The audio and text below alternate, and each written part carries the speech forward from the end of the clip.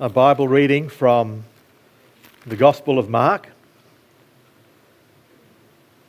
chapter 3, beginning at verse 1. Another time Jesus went into the synagogue, and a man with a shriveled hand was there. Some of them were looking for a reason to accuse Jesus, so they watched him closely to see if he would heal him on the Sabbath. Jesus said to the man with the shriveled hand, "Stand up in front of everyone." Then Jesus asked them, "Which is lawful on the Sabbath, to do good or to do evil, to save life or to kill?" But they remained silent. He looked around at them in anger and, deeply distressed at their stubborn hearts, said to the man, "Stretch out your hand." He stretched it out, and his hand was completely restored. Then the Pharisees went out and began to plot with the Herodians how they might kill Jesus. Jesus withdrew with his disciples to the lake, and a large crowd from Galilee followed. When they heard about him, all he was doing, many people came to him from Judea, Jerusalem, Idumea, and the regions across the Jordan and around Tyre and Sidon. Because of the crowd, he told his disciples to have a small boat ready for him to keep the people from crowding him.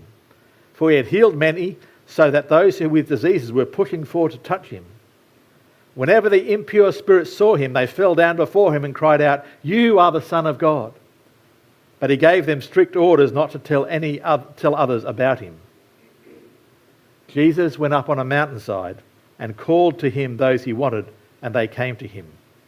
He appointed 12 that they might be with him, and that he might send them out to preach and to have authority to drive out demons. These are the 12 he appointed: Simon, to whom he gave the name Peter; James, son of Zebedee, and his brother John. To them he gave the name Boanerges, which means sons of thunder; Andrew, Philip, Bartholomew, Matthew, Thomas, James, son of Alphaeus, Thaddeus, Simon the Zealot, and Judas Iscariot, who betrayed him.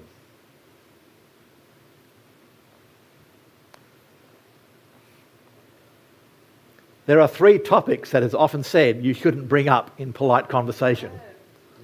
What are those 3 topics? Politics, religion, and... No, I don't think it's money. I don't think that's the third one. I think the third one is sex. Politics, religion, and sex. Well, this morning I'm going to talk about 2 of those 3. I'm taking the bull by the horns. I'm taking a big risk. And I'm going to be talking about politics and religion this morning. Hopefully we'll get through this together. A friend of mine, Brandon, is at church at the end of this year. In our church, certainly to that great extent, but there are churches in Australia where issues of politics have become such a contentious and central thing that it has caused splits or exhausted people or whatever else. And it may well happen, or potentially could happen in the future, even to this church. And so I guess I'm speaking about it today because I don't want that to happen for us.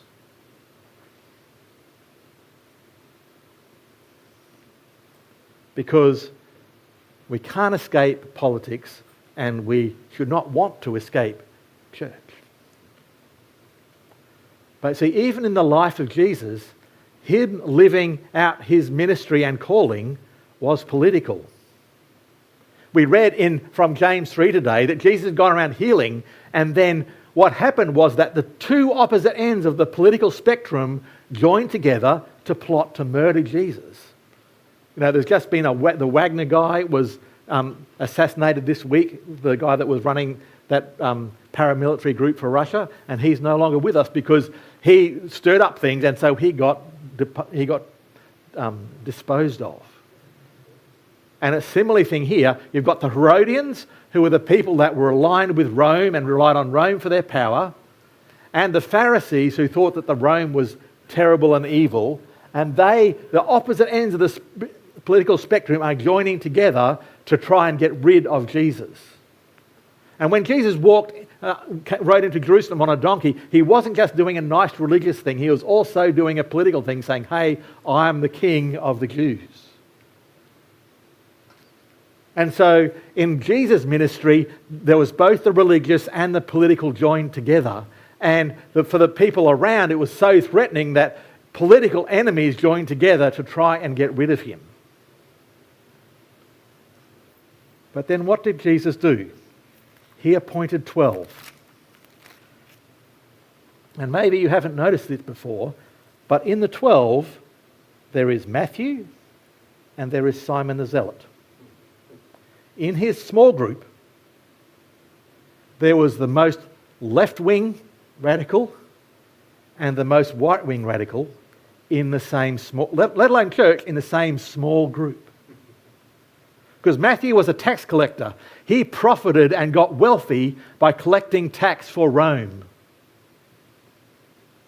And Simon the Zealot means that he was part of the opposition to Rome, who weren't just, like Gandhi, non-violent resistors to Rome. Zealot means they were up for taking up arms against Rome. And then you've got a bunch of other people that are somewhere in the middle. But yet, somehow the presence of Jesus held all of these people together.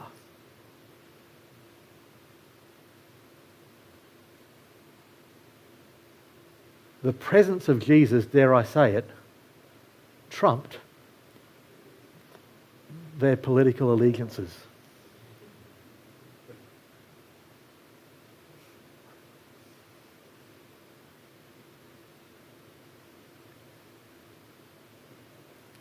And so we need to have the same heart. Whatever engagement in politics you might have, and it's good if you are, your allegiance to Jesus must supersede that, must be more important than that. Your emotional investment in Jesus must be more important than that, because guess what? Before the political cause that you are championing existed, Jesus was Lord. Before the Australian Constitution was written, Jesus is Lord. Before participatory democracy, Jesus is Lord.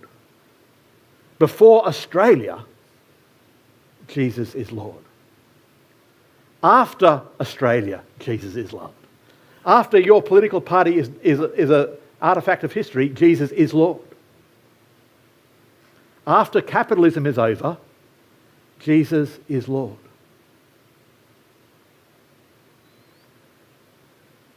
And so the most substantial authority structure in this universe is the Lordship of Jesus. And when Jesus was walking around on the earth, it was so evident to those 12 that people from dramatically opposing political views existed together in a cohesive small group.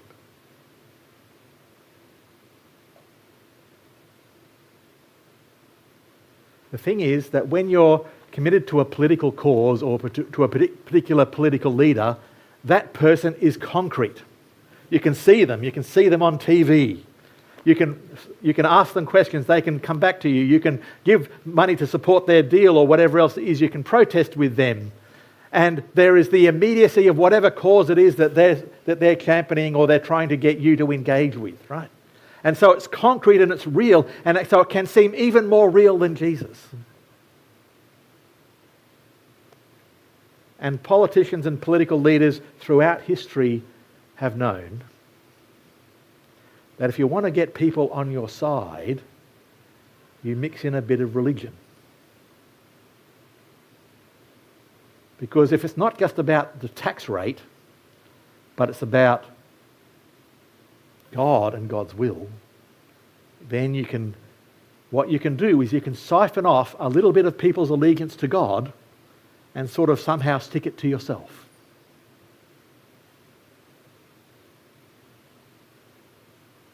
And that can be a danger for us, particularly when someone presents as a Christian politician. Because we feel obliged somehow that we should support them because they're a Christian politician. And we give some of our allegiance to them that we actually give to Jesus. And it's very easy for us to forget that even if they're a Christian politician, not all of their policies are Jesus policies. Whichever side of the political spectrum you are on. And when we're caught up in the intensity of trying to get someone elected or to win a political argument or whatever else, it can sometimes become bigger and more important than even the Lordship of Jesus.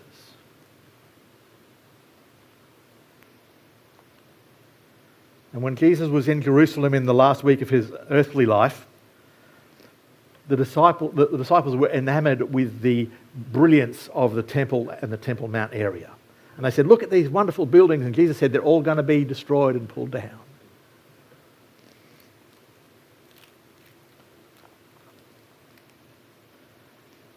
And then, so they asked, Teacher, when will these things happen? And what will be the sign that they are about to take place? He replied, watch out that you are not deceived. For many will come in my name, claiming I am he. That means I'm appointed by Jesus and I'm going to be the person who delivers us from this political turmoil or this political oppression or whatever else it is. And Jesus, and this was in the lead up to the destruction of the temple in 70 AD, he said, well, I'm not going to be around physically anymore, and so there's going to be a temptation for you to follow a powerful military leader or a charismatic figure or someone that's concrete who says, I'm actually aligned with Jesus, come and follow me in this rebellion against Rome. And Jesus says, do not follow them.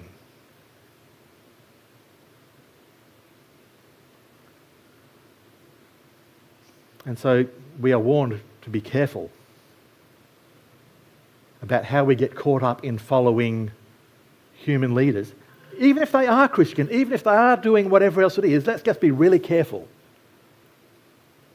that we don't assign to them the level of devotion that is only appropriate for Jesus.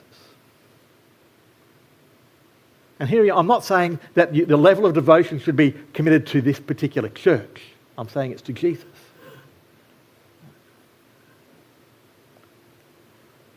But then we might say, well, the safe route for me is to just disengage from politics. I'm just going to focus on Jesus and I'm going to disengage from politics. The trouble is, God spoke through the prophet Micah in that well-known verse in Micah 6:8. What does the Lord require from you? To love mercy and act justly and walk humbly with your God. I might have got the adjectives a bit wrong. But you see, it's not an option to ignore justice for God's people. And if you've been reading in our Bible reading app, and I know there's some problems with the Android version at the moment, which we're working on, trying to fix up. We've been reading through the book of Jeremiah in the Old Testament readings. And it says in Jeremiah 22, from this last week, it says in Jeremiah 22, verse 3, this is what the Lord says, do what is just and right. Rescue from the hand of the oppressor the one who's been robbed. Do no wrong or violence to the foreigner, the fatherless or the widow, and do not shed innocent blood in this place. Because if you're careful to do those things, then good things will happen to you. But if you don't, then God's judgment is coming on you.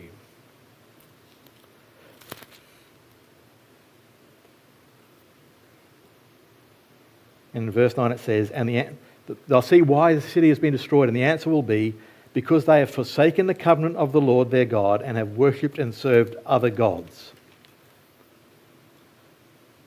And a few verses down in chapter 22, verse 16, it says this, and referring back to a previous king who was a righteous king, it says this, he defended the cause of the poor and needy so all went well.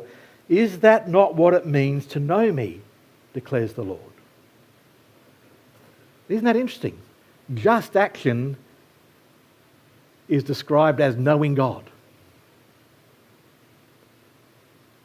And so often churches will say, oh, we're into knowing God, and other people will say, we're into social action. Guess what? In God's eyes, they're opposite sides of the same coin. After all, when Jesus was asked what's the greatest commandment, he said, love God and love your neighbour. Now, some of us can go about loving our neighbour without loving God, and some of us can go about loving God without loving our neighbour. But that's a separation that's a faulty human one, not a God-intentioned one. God's intention is that you love God and you love your neighbour. Knowing God is the same as acting justly towards your neighbour. And if we want to understand God's heart for politics and sort of national affairs, we do well to read the Old Testament. Because there, more than in the New Testament, it addresses those issues. Now, there is a place in the New Testament that is more overtly political than others, and that's the book of Revelation. Because it's written to people that are living under oppressive empire. And I won't go into all of that today, but we are actually part of an empire that is oppressive towards others, and so we need to be taking the critique of Revelation seriously. But in Revelation chapter 6, there is what's sometimes called the 4 horsemen of the apocalypse. And the Lamb opens the seal, and the first horse comes out, and it's a rider held. This rider held a bow, and he was given a crown, and he rode out as conqueror bent on conquest. And the second horse came forth with a rider, and they were given a power to take peace from the earth. And the third rider on the third horse came with a pair of scales, and they made everyday foodstuffs really expensive, but they made sure the wine was still flowing. And then the fourth one was about death and disease and all these sort of other things. The fifth seal was opened, and it's a picture of followers of Jesus who have died in that turbulent world, crying out, "God, how long? God, how long?" And then after the sixth seal, God brings judgment on the kings of the earth, the princes, the generals, the rich and the mighty, and everyone else. So there's these deep spiritual powers that are at work in the world to build empires, to wage war, and to economically dominate and take advantage of people. And God's people cry out in prayer, "God, how long?" And God will eventually judge these things. But that doesn't mean we can't make progress now. Fortunately, the city of Stonington hasn't invaded the city of Monash in recent years. But it's only a few hundred years ago that cities of that size in England and in that proximity in England would go to war with each other. Yeah. Even in quote-unquote Christian England. So it's good that we've figured out that how cities in Australia don't go to war with each other.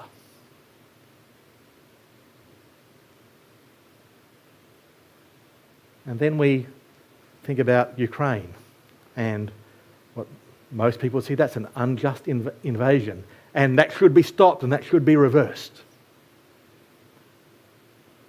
And then we read about times where, someone has found some artwork that was stolen from a Jewish person in the Second World War, and they work out how to restore it back to that family. And we see that's a good thing.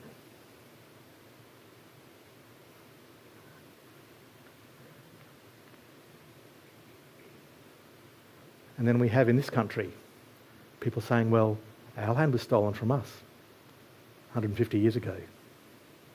That's unjust.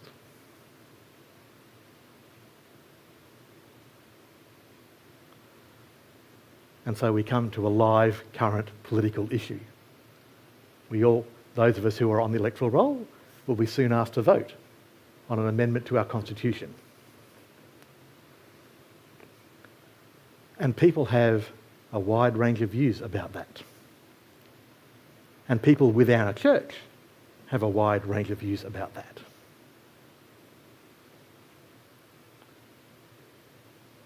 And so we are hoping that we might find a way together to engage in this political issue in a way where the Lordship of Jesus is transcendent, and we engage in it in a way that is not as toxic as can be seen in the current public environment.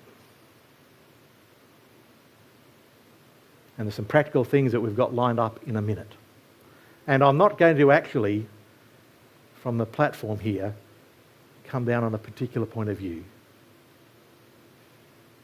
Because what I want us to do is to be aware of what's playing out in our culture and how we might, as Christians, might counteract that. Because you may not be aware of this, but the people that run political parties, what they first seek to do is they seek to shape the narrative. And what that means is they want to control the story, which is the overarching story through which everything else is interpreted. So, for example, it might be that the story might be that the coalition is good at economic management. That's the overarching story that people try to project.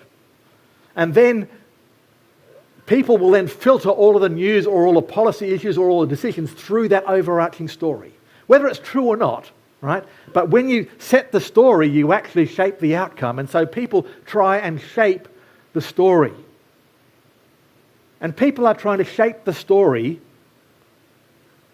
in the area of the voice to Parliament.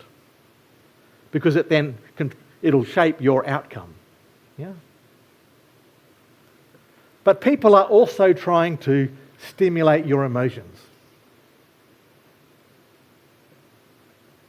When you're feeling angry about something, about a political position or a political opponent, people have succeeded in stimulating your emotions. Because they know that it's actually on your emotions that you will often vote or decide. So when we think about a political issue, whether it's the voice or any other one, think about and observe in yourself what emotions are arising and who might be trying to stimulate those emotions. Because they are trying to bypass your reasoned thinking through or shortcut debate by stimulating your emotions. First they try to shape the story, then they try to stimulate your emotions, and then they try to get you to stick labels on people. That person's a racist. All of a sudden I don't need to listen to what they're saying because they're a racist. That person's a fool.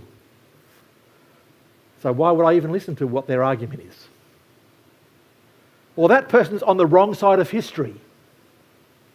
These are all labels that people try and put on others so that you short-circuit and circumvent the actual engaging in the issues of substance, you see. And the final thing that they do is they set up straw men. Now, a straw man is an argument that, like, if you're on one side of a debate and the other person's on the other side of the debate, you set up a straw man where you take a weak or distorted representation of their view and then shoot holes in it. Like, you take the worst of the opponent and shoot holes in it. And what I think we as Christians need to do is to identify when are they setting up a straw man argument. And instead, let's look for steel man arguments. Like if you're having a debate with someone about atheism, for example, what's their best argument for atheism? Not what's their worst argument, not what's their weakest argument, what's their best argument? And engage with that.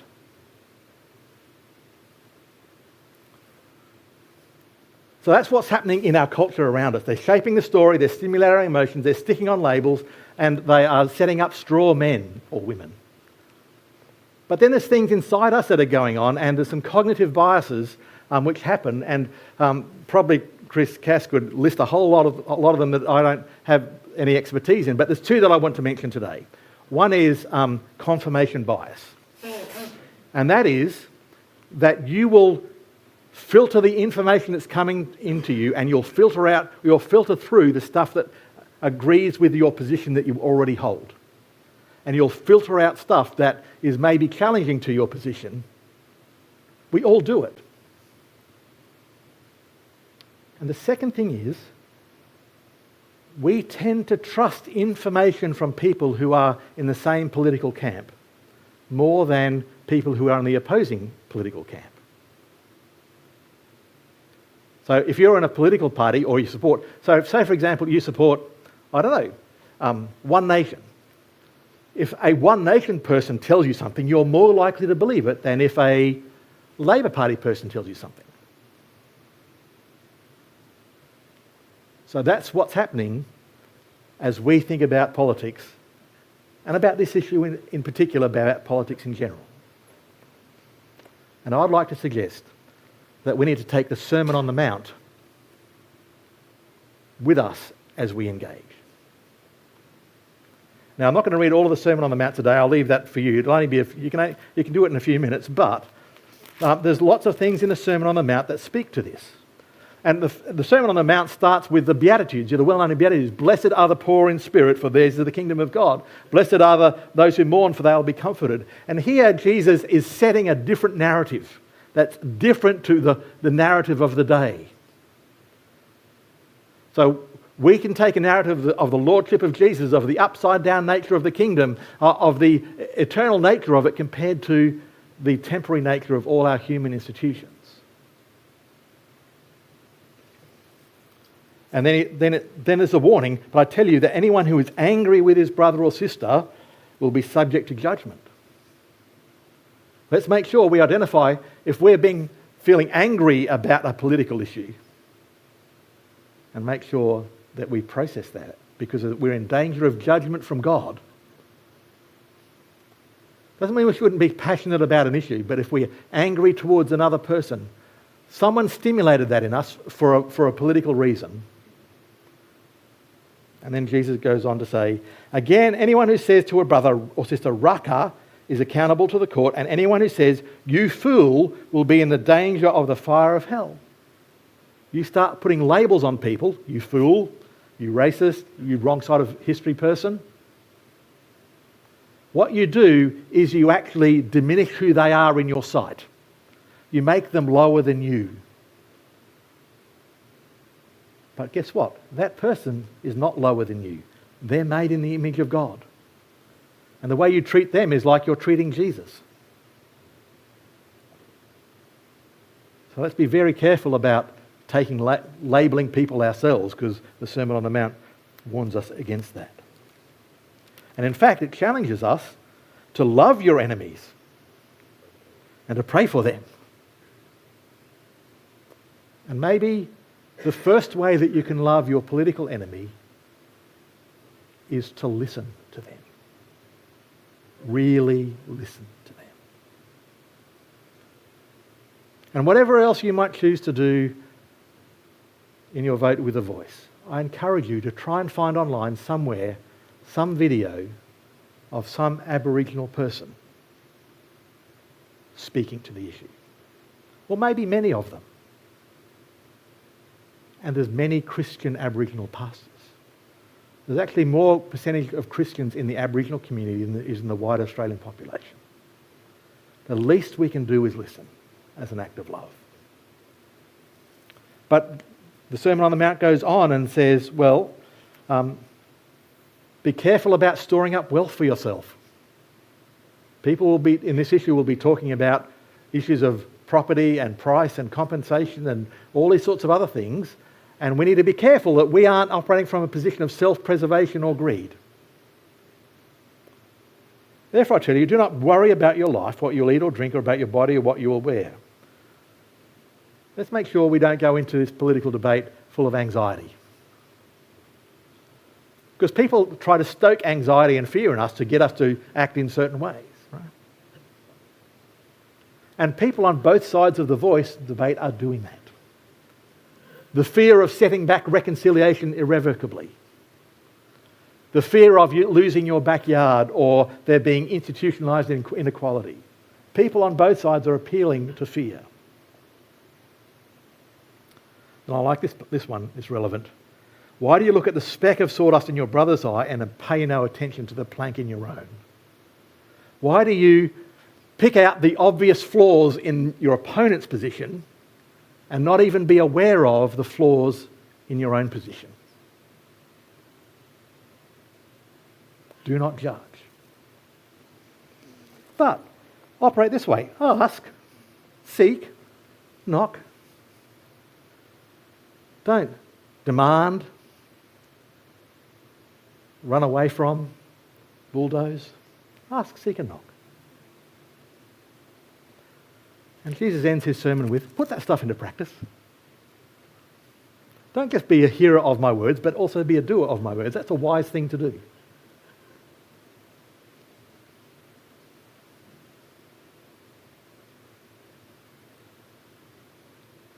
So Jesus is Lord, and that's the deepest and should be our most profound allegiance.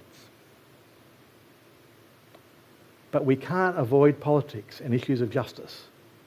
Loving God and loving neighbours should be two sides of the same coin, not split, not emphasising one to the detriment of the other. There are deep spiritual forces at work in our world that God will be judging, but humans are making progress in some areas, like our councils don't go to war with each other. Well, they haven't for 100 years. And so when we come to this particular issue, let's take the Sermon on the Mount with us as we go. I'm going to invite Ash to come up here. And Ash is the inspiration for this sermon because we had a conversation about issues of the voice and stuff. And I just wanted Ash to come and speak to some of the things that were in his heart about that. Yeah. Sweet. Feedback. Sorry, I'll move back. That better. Cool. Thanks, David, for this time. I really don't know what I can add to what David has said. That's been a very powerful sermon, mate. And so thank you for sharing your wisdom and perspectives that challenge all of us. For myself, I feel like I live in quite an echo chamber. Whenever I go on social media, I'm aware that the algorithm is feeding me what I want to see. And I'm a part of the Pacific Australia Emerging Leaders Network, which has a fair few First Nations representatives, and all of them are pushing the Yes campaign.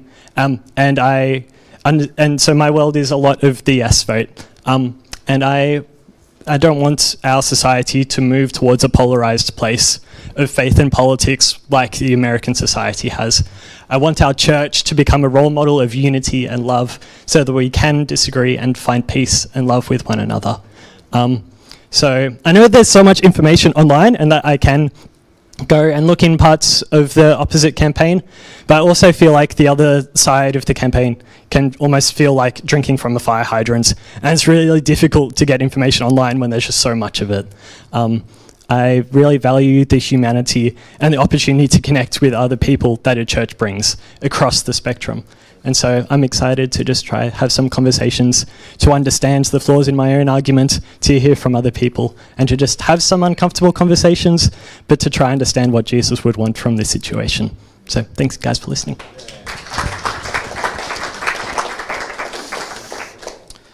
And so we are going to do that. And what we're going to invite, for those of you who are interested, immediately after the service today, we're going to have a conversation in the meeting room, which is the room just there. And it's a conversation about how we might engage as a church. Not to do the engagement this morning, like hear opposing points of view, but we're going to talk about what are some of the things that we might do.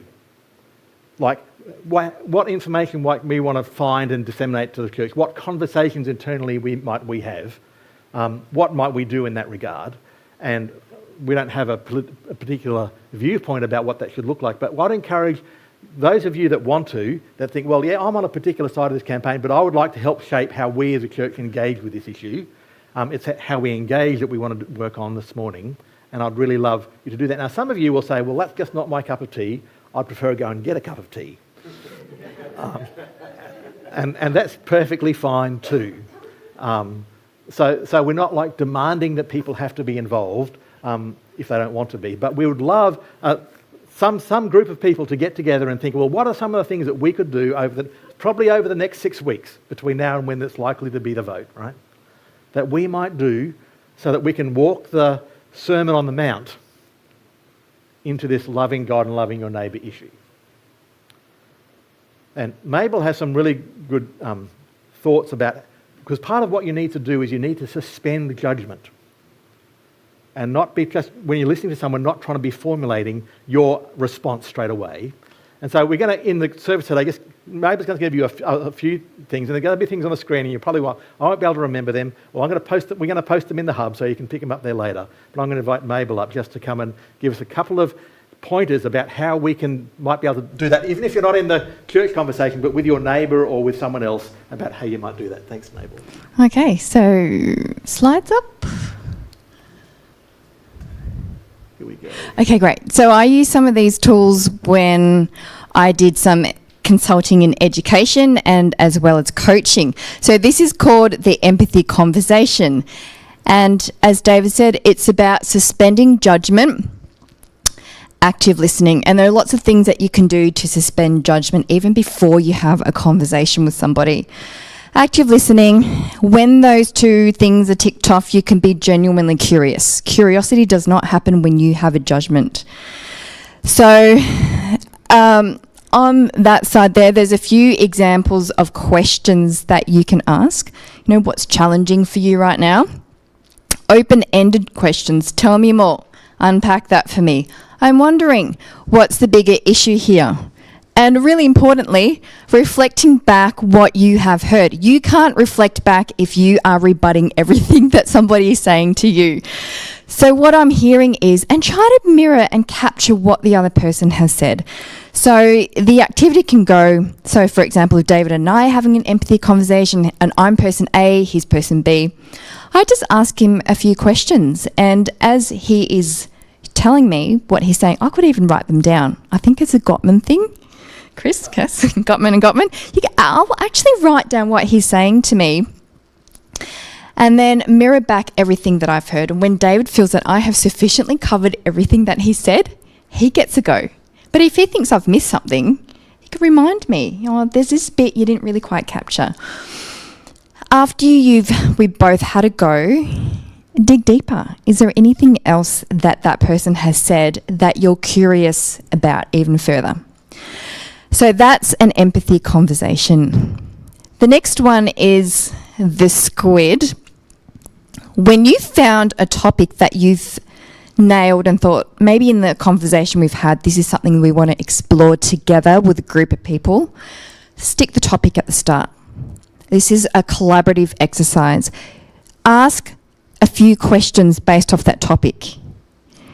You have to stay in question mode. They need to be open-ended questions. I've run this, and it's a bit of a fail. First attempt in learning. Everyone's gone with a closed-ended question, and then the squid just finishes, and then they go back and go, oh, I meant to ask an open-ended question. Stay in question mode before you are allowed to go to answer.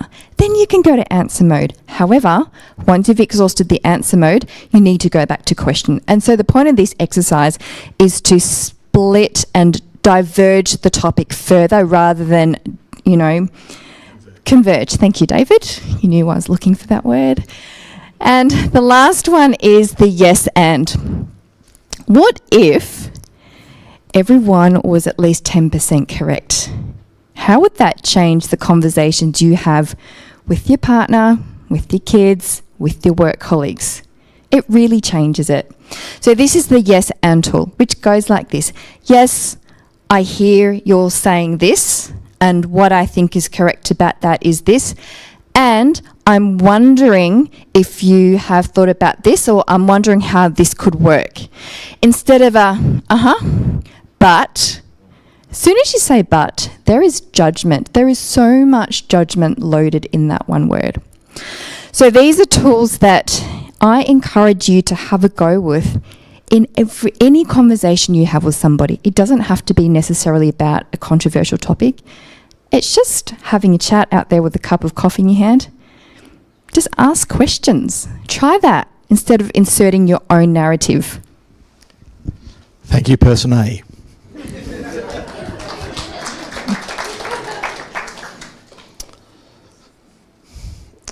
So we're going to finish with a song, and I'm going to invite the music team back up. And I think it's an appropriate song for us to finish with because it's I See the Lord. And that's what, whenever we engage in this or other issues, we need to be able to say, I see the Lord. And that supersedes and is more important than anything else. And so after we've sung this song, there's going to be a blessing. We're going to symbolically split the candles, and we're going to invite you to join us for morning tea. Or if you need to race off and buy some takeaway, do that. And if you'd love to be involved in the conversation, then Mabel and I and Ash are going to be in the meeting room, which is the meeting room just around there. You can go and get a cup of tea on your way around to there as we help shape what we might do as a church. But when we were praying before the service, Mabel got a picture of, and I can't remember exactly what it was, Mabel, but yep. Yeah. It was just a picture of a black bird, quite ominous, that was circling around, just a pile of stones, in the sense that there was a real heaviness around that and a real dark presence. So if you feel that's for you this morning, please come to the front on that side, and we're happy to pray for you. And you can do that after the service. Let's stand together and sing. Thanks, Malcolm.